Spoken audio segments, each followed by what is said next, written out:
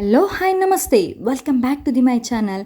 ನಾನು ನಿಮ್ಮ ಪ್ರೀತಿಯ ಯೋಗಿತಾ ರಘು ಪೂಜಾರಿ. ಎಲ್ಲರೂ ಹೇಗಿದ್ದೀರಾ? ಹೋಪ್ ನೀವೆಲ್ಲರೂ ಆರಾಮಾಗಿದ್ದೀರಾ ಅಂತ ಅಂದ್ಕೊಳ್ತಾ ಇದ್ದೀನಿ. ನಾನು ಕೂಡ ಆರಾಮಾಗಿದ್ದೀನಿ. ಈ ವಿಡಿಯೋನ ಮಾಡಿ ತುಂಬಾ ದಿನಗಳು ಕಳೆದೋಯ್ತು, ಆದರೆ ವಿಡಿಯೋ ಎಡಿಟಿಂಗ್ ಮಾಡಿ ಅಪ್ಲೋಡ್ ಮಾಡಲಿಕ್ಕೆ ಟೈಮೇ ಸಾಕಾಗ್ತಿರಲಿಲ್ಲ. ಹಾಗಾಗಿ ಈ ವಿಡಿಯೋನ ಇವತ್ತು ಅಪ್ಲೋಡ್ ಮಾಡ್ತಾ ಇದ್ದೀನಿ. ಇದು ಯಾವತ್ತಿನ ವಿಡಿಯೋ ಅಂತ ಕೇಳೋದಾದರೆ ಚಂದ್ರಗ್ರಹಣದ ದಿನದ ರಾತ್ರಿಯ ವಿಡಿಯೋ ಇದು. ಹಾಗೆಯೇ ನಾನು ಲಾಸ್ಟ್ ವಿಡಿಯೋದಲ್ಲಿ ಹೇಳಿದ್ದೆ, ನಾನೊಂದು ಕನಸನ್ನು ನನಸು ಮಾಡಿಕೊಳ್ಳುವಂತಹ ದಾರಿಯಲ್ಲಿ ಇದ್ದೇನೆ ಅಂತೇಳಿ. ಆ ಕನಸು ಯಾವುದು ಅಂತ ಕೇಳೋದಾದರೆ ಇದೇ ನನ್ನ ದೊಡ್ಡ ಕನಸಾಗಿತ್ತು. ಏನು ಅಂತ ಹೇಳಿದರೆ 4 ವೀಲರ್ ಡ್ರೈವಿಂಗ್ ಕಲಿಬೇಕು ಅನ್ನೋದಾಗಿತ್ತು. ಮುಂದೆ ಗುರಿ, ಹಾಗೆ ನಮ್ಮ ಹಿಂದೆ ಒಂದು ಒಳ್ಳೆ ಗುರುಗಳಿದ್ದರೆ ನಾವು ಕಂಡಂಥ ಕನಸು ನನಸು ಮಾಡಿಕೊಳ್ಳಿಕ್ಕೆ ಯಾವುದೇ ರೀತಿ ಕಷ್ಟಪಡಬೇಕು ಅಂತ ಇಲ್ಲ. ನಮ್ಮ ಸರ್ ಎಷ್ಟು ಸೂಕ್ಷ್ಮವಾಗಿ ಹೇಳಿಕೊಟ್ಟಿದ್ರು ಅಂತ ಹೇಳಿದರೆ ನನ್ನಂಥ ದಡ್ಡಿ ಕೂಡ ಡ್ರೈವಿಂಗ್ನ ಆರಾಮಾಗಿ ಕಲೀಲಿಕ್ಕೆ ಸಾಧ್ಯ ಆಯಿತು. ಹಾಗೆಯೇ ಈ ವಿಡಿಯೋನ ನಾನು ಅವತ್ತಿಗೆ ಸ್ಟಾಪ್ ಮಾಡದೆ ಮರುದಿನಕ್ಕೂ ಕೂಡ ಕಂಟಿನ್ಯೂ ಮಾಡಿದ್ದೇನೆ. ನೋಡಿ, ಇಲ್ಲಿ ಗ್ರಹಣ ಬಂತು ಅಂತ ಹೇಳಿದರೆ ದೇವರಿಗೆ ಮಾತ್ರ ಗ್ರಹಣ ಅಲ್ಲ ಮಾರ್ರೆ, ನಮಗೆ ಕೂಡ ಗ್ರಹಣ. ಇಡೀ ಮನೆಯನ್ನು ಸ್ವಚ್ಛ ಮಾಡದಲೇ ನಾವು ಮನೆಯಲ್ಲಿ ಒಲೆ ಕೂಡ ಹಚ್ಚೋದಿಲ್ಲ. ಹಾಗಾಗಿ ಬೆಳಗ್ಗೆ ಸಾಧಾರಣ 3 ಗಂಟೆ ಟೈಮ್ ಆಗಿತ್ತು. ಆಗನೇ ಎದ್ದು ನಾನು ಮನೆಯೆಲ್ಲ ಗುಡಿಸಿ ಒರೆಸಿ ಕ್ಲೀನ್ ಮಾಡ್ತಾಯಿದ್ದೀನಿ. ಯಾಕೆ ಅಂತ ಹೇಳಿದರೆ ನಾವು ಬೇಕಾದರೆ ಹಸಿವಿನಲ್ಲಿ ಕೂತ್ಕೊಳ್ಬೋದು, ಆದರೆ ಮಕ್ಕಳು ಹಸಿವಿನಲ್ಲಿ ಕೂತ್ಕೊಳ್ಳಿಕ್ಕೆ ಸಾಧ್ಯನೇ ಇಲ್ಲ ಅಲ್ಲ. ಹಾಗಾಗಿ ನನ್ನ ಮಗಳು ಎದ್ದೇಳುವ ಮುಂಚೆಯೇ ಅವಳಿಗೆ ಟಿಫನ್ ತಯಾರು ಮಾಡಿ ಇಡಬೇಕು ಅಂತೇಳಿ ಬೇಗ ಬೇಗ ಎದ್ದು ಎಲ್ಲ ಕೆಲಸ ಮಾಡ್ತಾ ಇದ್ದೇನೆ.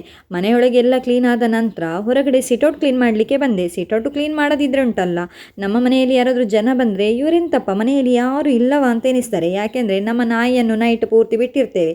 ನಾಯಿಗಳು ನೈಟ್ ಬಿಟ್ಟ ನಂತರ ಉಂಟಲ್ಲ ನಮ್ಮ ಸಿಟೌಟ್ನಲ್ಲಿಯೇ ಕುಣಿಲಿಕ್ಕೆ ಶುರು ಮಾಡಿರ್ತಾರೆ. ಹಾಗಾಗಿ ಪೂರ್ತಿ ಗಲೀಜಾಗಿರ್ತದೆ. ಹಾಗೆ ಅದನ್ನೆಲ್ಲ ಕ್ಲೀನ್ ಮಾಡಿ ಬಂದು ಒಮ್ಮೆ ಸ್ನಾನ ಮಾಡಿ ಇನ್ನೂ ಇದ್ದೇ ಇದೆಲ್ಲ ದೇವರ ಕೆಲಸ. ಹಾಗೆ ಸ್ನಾನ ಎಲ್ಲ ಮುಗಿಸಿ ನಂತರ ದೇವರ ದೀಪವನ್ನೆಲ್ಲ ತೊಳೆದು ಅದನ್ನೊಮ್ಮೆ ಬಟ್ಟೆಯಿಂದ ಕ್ಲೀನ್ ಮಾಡದಿದ್ದರೆ ಅದರ ಮೇಲೆಲ್ಲ ಕಪ್ಪು ಚುಕ್ಕೆ ಬಿದ್ದಾಗೆ ಆಗ್ತದೆ. ಹಾಗಾಗಿ ದೇವರ ದೀಪ ಎಲ್ಲ ವಾಶ್ ಆದ ಕೂಡಲೇ ಉಂಟಲ್ಲ, ಅದಕ್ಕೆ ಅಂತಲೇ ಇಟ್ಟಂಥ ಒಂದು ಬಟ್ಟೆಯಲ್ಲಿ ಒಮ್ಮೆ ಎಲ್ಲ ಕ್ಲೀನ್ ಮಾಡಿ ಒರೆಸುವುದು ಒಳ್ಳೆಯದು. ಇಲ್ಲದಿದ್ದರೆ ನಾವು ತೊಳೆದು ಕೂಡ ಪ್ರಯೋಜನ ಆಗೋದಿಲ್ಲ ಅಲ್ಲ. ಹಾಗೆಯೇ ನಾನು ಕೂಡ ನೋಡಿಲಿ ಎಲ್ಲವನ್ನು ಕ್ಲೀನ್ ಮಾಡಿ ಒರೆಸಿ ಇಡ್ತಾ ಇದ್ದೇನೆ. ಒರೆಸೆಲ್ಲ ಆದ ನಂತರ ದೇವರ ಫೋಟೋ ಎಲ್ಲ ಒರೆಸಿ ಕ್ಲೀನ್ ಮಾಡಿ ಈಗ ದೇವರಿಗೆ ದೀಪ ಕೂಡ ಹಚ್ತಾ ಇದ್ದೇನೆ. ನನಗೆ ಇಷ್ಟು ಗಡಿಬಿಡಿಯಲ್ಲಿ ಯಾಕೆ ಕೆಲಸ ಮಾಡ್ತಾ ಇದ್ದೇನೆ ಅಂತ ಕೇಳೋದಾದರೆ, ಒಂದು ನನ್ನ ಮಗಳಿಗೆ ಹಸಿವು ತಡಿಲಿಕ್ಕೆ ಆಗೋದಿಲ್ಲ, ಮತ್ತೊಂದು ನಾನು 6:30ಗೆ ಡ್ಯೂಟಿಗೆ ಕೂಡ ಹೋಗಬೇಕು. ಹಾಗಾಗಿ ನನ್ನ ಕೆಲಸ ಮುಗಿಸಿಯೇ ನಾನು ಡ್ಯೂಟಿಗೆ ಹೋಗಬೇಕಾಗಿತ್ತು. ನೋಡಿಲಿ ನಮ್ಮ ಮನೆಯ ಅಂಗಳ ನೋಡಿದರೆ ಉಂಟಲ್ಲ ಮಾರ್ರೆ, ಎಂಥವರಿಗೂ ಕೂಡ ತಲೆ ಹಾಳಾಗಿ ಹೋಗ್ತದೆ. ಇದು ಎಂತ ಉಂಟ, ಬೇರೆಯವರಿಗೆ ಉಪಕಾರ ಮಾಡಲಿಕ್ಕೆ ಹೋಗಿ ನಮ್ಮ ಮನೆಯನ್ನು ನಾವು ಹಾಳು ಮಾಡಿಕೊಂಡಾಗೆ ಆಗಿದೆ ಆಯಿತಾ. ನೋಡಿ ನಮ್ಮ ಅಂಗಳ, ನಮ್ಮ ದಾರಿ ನೋಡಿ, ನನ್ನ ಗಾಡಿಯನ್ನು ಕೂಡ ನಮ್ಮ ಅಂಗಳಕ್ಕೆ ತರಲಿಕ್ಕೆ ಆಗ್ತಾ ಇರಲಿಲ್ಲ. ಹಾಗೆ ನಮ್ಮ ಗಣೇಶನ ಮನೆಯಲ್ಲಿ ನನ್ನ ಗಾಡಿಯನ್ನು ನಿಲ್ಲಿಸಿ ನಾನು ನಡೆದುಕೊಂಡು ಬರ್ತಾ ಇದ್ದೆ. ಹಾಗೆ ಡ್ಯೂಟಿಗೆ ಹೊರಟಿದ್ದಲ್ಲ, ಹಾಗೆ ಅವರ ಮನೆಗೆ ಹೋಗಿ ನನ್ನ ಗಾಡಿಯನ್ನು ತೆಗೆದುಕೊಂಡು ನಂತರ ನಾನು ಅಲ್ಲಿಂದ ಡ್ಯೂಟಿಗೆ ಹೋಗೋದಾಯ್ತಾ. ನೋಡಿಲಿ ನಮ್ಮ ಜಾನಿಯಾಗೆ ರಾಕಿ ನನ್ನನ್ನು ವೆಲ್ಕಮ್ ಮಾಡಲಿಕ್ಕೆ ಓಡಿ ಬಂದರು. ಅವರಲ್ಲಿ ಮಾತಾಡಿ ನಾನು ಸೀದಾ ಬಂದದ್ದು ನನ್ನ ಆಫೀಸ್ನಲ್ಲಿ ವರ್ಕ್ ಕೂಡ ಸ್ವಲ್ಪ ಜಾಸ್ತಿ ಇತ್ತು. ಹಾಗೆ ಹಸಿವು ಕೂಡ ಸ್ವಲ್ಪ ಜಾಸ್ತಿ ಆಗ್ತಾಯಿತ್ತು. ಯಾಕೆ ಅಂದರೆ ಮುಂಚಿನ ದಿನ ನಾನು ಮಧ್ಯಾಹ್ನ ಟಿಫನ್ ಮಾಡಿರುವುದು, ಯಾಕೆಂದರೆ ಗ್ರಹಣ ಹಿಡಿದ ನಂತರ ನಾವು ಏನು ತಿನ್ನಲಿಕ್ಕೆ ಇಲ್ಲಲ್ಲ. ಹಾಗಾಗಿ ಮುಂಚಿನ ದಿವಸ ಮಾಡಿದಂಥ ಟಿಫನ್ ಮಾತ್ರ, ಅದು ನನ್ನ ಕೆಲಸ ಎಲ್ಲ ಆಗುವಾಗ ಕರಗಿ ಎಲ್ಲಿ ಹೋಗಿತ್ತು ಅನ್ನೋದೇ ಗೊತ್ತಾಗ್ತಾ ಇರಲಿಲ್ಲ. ಹಾಗೆ ನೋಡಿಲಿ ನಾನು ಸ್ವಲ್ಪ ಕೆಲಸ ಎಲ್ಲ ಇತ್ತು, ಮಿಲ್ಕ್ ಕಲೆಕ್ಷನ್ದು, ಹಾಗೆ ಲೋಕಲ್ಸ್ ಎಲ್ಲ ಅದನ್ನೆಲ್ಲ ಬರೆದಿಟ್ಟು ಎಷ್ಟು ಬೇಗ ಆಗ್ತದೆ ಅಷ್ಟು ಬೇಗ ನನ್ನ ಕೆಲಸ ಮುಗಿಸುವ ಅಂತೇಳಿ ಮುಗಿಸ್ತಾ ಇದ್ದೇನೆ. ಹಾಗೆ ನನ್ನ ಸೀನಿಯರ್ ಜೊತೆ ಏನೋ ಮಾತಾಡಿ ತಮಾಷೆ ಎಲ್ಲ ಮಾಡಿಕೊಂಡು ನಗಾಡಿಕೊಂಡು ನನ್ನ ಕೆಲಸನ ಮಾಡ್ತಾಯಿದ್ದೀನಿ. ಯಾಕೆ ಅಂದರೆ ಒಬ್ಬರ ಜೊತೆ ಮಾತಾಡ್ತಾ ನಗ್ತಾ ಇದ್ದರೆ ನಮ್ಮ ಹಸಿವು ನಮಗೆ ನೆನಪಾಗೋದಿಲ್ಲಲ್ಲ. ಹಾಗಾಗಿ ಇಲ್ಲದಿದ್ದರೆ ಹಸಿವು ಅನ್ನೋದೇ ಒಂದು ದೊಡ್ಡ ತಲೆನೋವಾಗ್ತದೆ ನಮಗೆ. ಅದನ್ನು ನೆನಪು ಮಾಡಿಕೊಂಡಷ್ಟು ಕೂಡ ಜೋರು ಹಸಿವಾಗಲಿಕ್ಕೆ ಶುರುವಾಗ್ತದೆ. ಇನ್ನು ಸ್ವಲ್ಪ ಹೊತ್ತು ಮನೆಗೆ ಹೋಗೋದಲ್ಲ, ಅಷ್ಟುವರೆಗೆ ಇವರಲ್ಲಿ ಮಾತಾಡಿ ಹೇಗಾದರೂ ನನ್ನ ಹಸಿವು ಮರೆಯುವ ಅಂತೇಳಿ ಪ್ರಯತ್ನ ಮಾಡ್ತಿದ್ದೆ. ಹಾಗೆ ನೋಡಿ ಇಲ್ಲಿ ಸ್ವಲ್ಪ ಸ್ಟೋರಿ ಎಲ್ಲ ಮಾತಾಡ್ತಾ ಇದ್ದೇವೆ.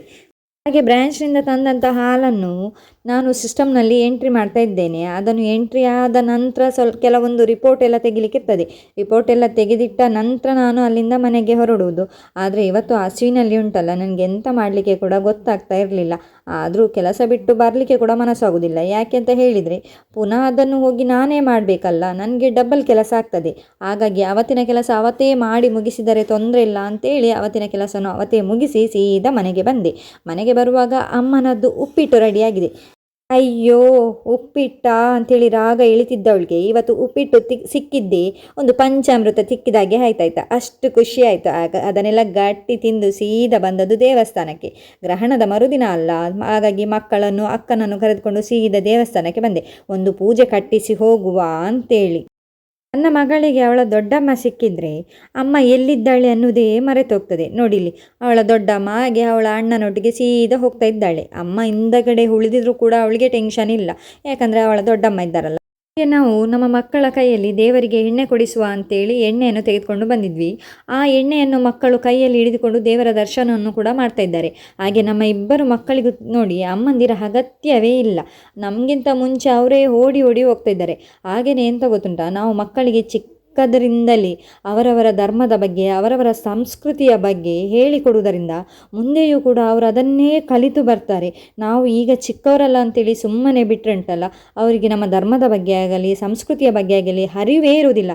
ಹಾಗಂತೇಳಿ ನಮ್ಮ ಧರ್ಮದ ಬಗ್ಗೆ ಹೇಳಿಕೊಡಿ ಅಂತ ಹೇಳಿದ ಕೂಡಲೇ ಅನ್ಯ ಧರ್ಮದ ಬಗ್ಗೆ ಕೆಟ್ಟದಾಗಿ ನೋಡುವುದನ್ನೊಂದು ಹೇಳಿಕೊಡುವುದು ಬೇಡ. ಯಾಕೆ ಅಂತ ಹೇಳಿದರೆ ಎಲ್ಲ ಧರ್ಮವೂ ಒಂದೇ, ಎಲ್ಲ ಧರ್ಮದಲ್ಲಿರುವ ಜನಗಳು ಒಂದೇ, ಪ್ರತಿಯೊಬ್ಬರ ಮೈಯಲ್ಲಿ ಕೂಡ ಹರಿಯುವುದು ಕೆಂಪು ರಕ್ತವೆಲ್ಲ. ಹಾಗಾಗಿ ಪ್ರತಿಯೊಂದು ಧರ್ಮವನ್ನು ಗೌರವಿಸುವುದನ್ನು ಕಲಿಸಿಕೊಡೋಣ ಅಲ್ವಾ. ಹಾಗೆಯೇ ನೋಡಿ, ದೇವಸ್ಥಾನದಿಂದ ಬಂದು ಒಂದು ಪೋಸ್ಟ್ ಆಫೀಸ್ನಲ್ಲಿ ಕೆಲಸ ಇತ್ತು. ಹಾಗೆ ಅಲ್ಲಿ ಕೆಲಸ ಮುಗಿಸಿ ನನ್ನ ಗಾಡಿ ದೇವಸ್ಥಾನದ ಹತ್ರವೇ ನಿಲ್ಲಿಸಿದ್ದೆ. ಅಲ್ಲಿಂದ ನಾನು ಅಕ್ಕವರನ್ನು ಇಲ್ಲಿ ನಿಲ್ಲಿಸಿ ನಂತರ ನಾನು ಹೋಗಿ ಗಾಡಿಯನ್ನು ತೆಗೆದುಕೊಂಡು ಬರಲಿಕ್ಕೆ ಹೋದೆ. 1:10 ಆದದಷ್ಟೇ. ಆದರೆ ಬಿಸಿಲು ಉಂಟಲ್ಲ, ಮಧ್ಯಾಹ್ನದ ಬಿಸಿಲಿಗಿಂತ ಜಾಸ್ತಿ ಚುರುಕಾಗಿತ್ತು. ಸ್ವಲ್ಪ ಮಳೆ ಕಮ್ಮಿ ಆಗಿತ್ತು, ಮಳೆ ಚೂರು ಕಮ್ಮಿ ಆದ ಕೂಡಲೇ ಉಂಟಲ್ಲ ಬಿಸಿಲು ಸಿಕ್ಕಾಪಟ್ಟೆ ಜೋರಾಗಿರುತ್ತೆ. ಹಾಗೆ ನೋಡಿಲಿ, ನಾನು ನಮ್ಮ ಮಕ್ಕಳನ್ನು ಇಬ್ಬರನ್ನು ಕರೆದುಕೊಂಡು ಮನೆ ಕಡೆ ಹೊರಟೆ. ಹಾಗೆ ನಾವು ಅಲ್ಲಿಂದ ಸೀದಾ ಹೊರಟದ್ದು ಎಲ್ಲಿಗೆ ಗೊತ್ತುಂಟಾ, ಮೂಡಬಿದ್ರೆಯಲ್ಲಿ ಸ್ವಲ್ಪ ಕೆಲಸ ಇತ್ತು ಅಂತೇಳಿ. ಹಾಗೆಯೇ ನಾವು ನಮ್ಮ ಕೆಲಸ ಎಲ್ಲ ಮುಗಿಸಿ ಆಗೋಷ್ಟೊತ್ತಿಗೆ ಟೈಮು 3 ಗಂಟೆ ಆಗಿತ್ತು. 3 ಗಂಟೆ ಆಗಿದೆ ಅಂತ ಹೇಳಿದರೆ ಕೇಳೋದೇ ಬೇಡ ಅಲ್ವಾ, ಹಸಿವು ಕೂಡ ಆಗ್ತಾಯಿತ್ತು. ಇದೇನಪ್ಪ ಎಷ್ಟೊತ್ತಿಗೂ ಹಸಿವು ಅಂತಾಳೆ ಅಂತ ಹೇಳೋದಾದರೆ, ನನಗೆ ಹಸಿವು ಸ್ವಲ್ಪ ಜಾಸ್ತಿನೇ, ಆದರೆ ಊಟ ತುಂಬ ಕಡಿಮೆ ಮಾಡ್ತೀನಿ. ಆದರೆ ಈ ರೀತಿ ಚೈನೀಸ್ ಫುಡ್ ಎಲ್ಲ ಸ್ವಲ್ಪ ಜಾಸ್ತಿನೇ ತೊಗೊಳ್ತೀನಿ, ಹಾಗಾಗಿ ಸ್ವಲ್ಪ ದಪ್ಪ ಕೂಡ ಆಗಿದ್ದೀನಿ. ನೋಡಿ ಇಲ್ಲಿ ಇವತ್ತು ಮೂಡುಬಿದ್ರೆ ಎಷ್ಟು ಖಾಲಿ ಖಾಲಿ ಆಗಿತ್ತು ಅಂದರೆ ಗ್ರಹಣದ ಪ್ರಭಾವನೋ ಏನೋ ಗೊತ್ತಿಲ್ಲ. ಹಾಗೆ ಅಲ್ಲಿಂದ ನಾವು ಸೀದಾ ಹೊರಟಿದ್ದು, ನಾವೆಂಗೂ ಹೊಟ್ಟೆ ತುಂಬ ತಿಂದಾಯಿತು. ಇನ್ನು ಮನೆಯಲ್ಲಿ ಇರುವವರಿಗೆ ಚಿಕನ್ ಕೊಂಡೋಗುವ ಅಂಥೇಳಿ ಭಾರತ್ ಚಿಕನಿಗೆ ಬಂದ್ವಿ. ಅಲ್ಲಿ ಚಿಕನ್ ತುಂಬಾ ಫ್ರೆಶ್ ಆಗಿ ಸಿಗತ್ತೆ. ಹಾಗಾಗಿ ಅಲ್ಲಿ ಬೇಕಾದಷ್ಟು ಚಿಕನ್ ಎಲ್ಲ ತಗೊಂಡು ಅಲ್ಲಿಂದ ಸೀದಾ ಹೊರಟಿದ್ದು ನಮ್ಮ ಮನೆ ಕಡೆಗೆ. ಇದಿಷ್ಟು ಇವತ್ತಿನ ವಿಡಿಯೋ ಆಗಿತ್ತು. ಈ ವಿಡಿಯೋ ನಿಮಗೇನಾದರೂ ಇಷ್ಟ ಆಗಿದ್ದರೆ ವಿಡಿಯೋನ ಲೈಕ್ ಮಾಡಿ, ಶೇರ್ ಮಾಡಿ. ಹಾಗೆ ಚಾನಲನ್ನು ಯಾರಾದರೂ ಸಬ್ಸ್ಕ್ರೈಬ್ ಮಾಡ್ದಲೇ ಈ ವಿಡಿಯೋನ ನೋಡ್ತಾ ಇದ್ದರೆ ದಯವಿಟ್ಟು ಚಾನಲನ್ನು ಸಬ್ಸ್ಕ್ರೈಬ್ ಮಾಡ್ಕೊಳ್ಳಿ. ಹಾಗೆ ಪಕ್ಕದಲ್ಲಿರುವ ಬೆಲ್ ಐಕಾನನ್ನು ಕ್ಲಿಕ್ ಮಾಡೋದು ಮರಿಬೇಡಿ ಆಯಿತಾ, ಯಾಕಂದರೆ ನಾನು ಮಾಡೋ ವಿಡಿಯೋದ ನೋಟಿಫಿಕೇಷನ್ ಫಸ್ಟ್ ನಿಮಗೆ ಬರುತ್ತೆ.